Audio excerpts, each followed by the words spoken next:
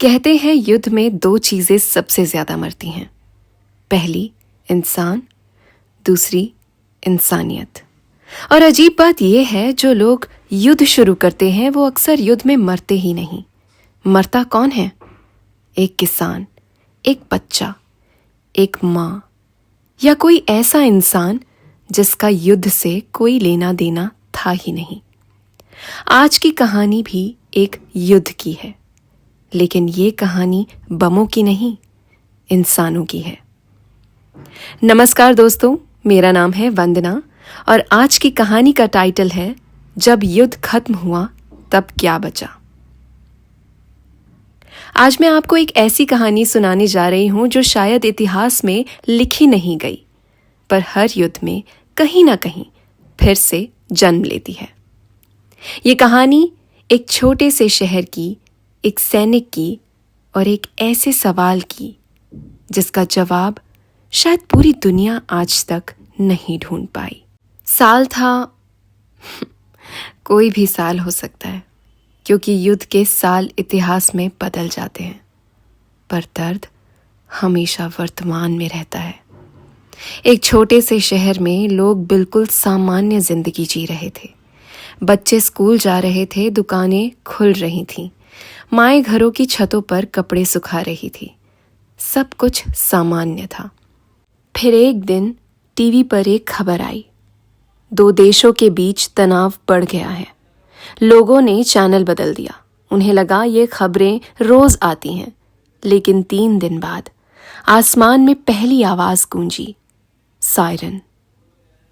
उस शहर में रहता था एक जवान, नाम था आरव। आरव सैनिक था, लेकिन वो सैनिक बनने से पहले एक बेटा था, एक दोस्त था और एक इंसान था।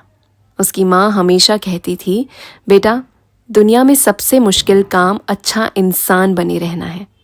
आरव हंस दिया। उसे लगता था ये बस माँ की बातें हैं। फिर युद्ध शुरू हो गया।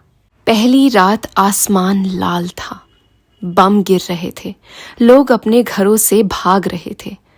आरव को आदेश मिला, सीमा पर जाना है। वो ट्रेन में बैठा। उस ट्रेन में बहुत सारे सैनिक थे। कुछ चुप थे, कुछ हंस रहे थे, लेकिन एक अजीब बात थी, उन सबकी आंखों में डर था। सीमा पर पहुंचकर आरव ने पहली बार दुश्मन को देखा और उसे एक अजीब सा एहसास हुआ। दुश्मन भी उसी की तरह दिखता था, वो भी जवान था, उसकी भी आंखों में डर था। उसने भी शायद किसी माँ को वादा किया होगा, मैं वापस आऊंगा। युद्ध में पहली गोली कौन चलाता है ये किसी को पता नहीं होता, लेकिन पहली गोली सब कुछ बदल देती है। उस दिन आरव ने पहली बार एक इंसान को गिरते देखा और उस रात उसे नींद नहीं आई। धीरे धीरे दिन बीतते गए, शहर जलने लगे, घर टूटने लगे और धीरे धीरे लोगों के दिल भी पत्थर बनने लगे, क्योंकि युद्ध में अगर दिल नर्म रहे तो इंसान टूट जाता है। एक दिन आरव एक टूटे हुए घर में घुसा। उसे लगा शायद वहां दुश्मन छिपा होगा, लेकिन अंदर एक छोटा बच्चा बैठा था, लगभग 7 साल का। बच्चा कांप रहा था। आरव ने बंदूक नीचे कर दी। उसने पूछा, बेटा, तुम्हारे माँ बाप कहाँ हैं?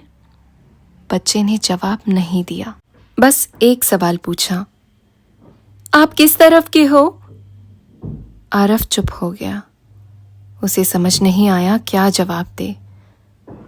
बच्चे ने कहा, मुझे फर्क नहीं पड़ता आप किस तरफ के हो, बस मुझे डर लगता है जब आसमान आवाज करता है। आरव के हाथ कांप गए। उसे अचानक एहसास हुआ, युद्ध में कोई भी जीतता नहीं। कई महीनों बाद युद्ध खत्म हो गया। नेताओं ने भाषण दिए, समाचार चैनलों ने कहा, शांति स्थापित हो गई है। लेकिन उस शहर में कुछ और हुआ। हजारों घर खाली थे, हजारों कुर्सियां हमेशा के लिए खाली हो चुकी थीं। और एक दिन आरव वापस अपने घर पहुंचा। उसकी मां ने दरवाजा खोला और सिर्फ इतना पूछा, बेटा, युद्ध खत्म हो गया? आरव ने कहा, हाँ माँ, युद्ध तो खत्म हो गया।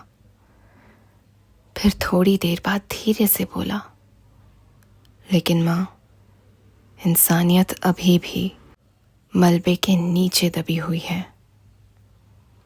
दुनिया शायद युद्धों से कभी नहीं बचेगी, क्योंकि इतिहास बताता है हर पीढ़ी एक नया युद्ध पैदा करती है।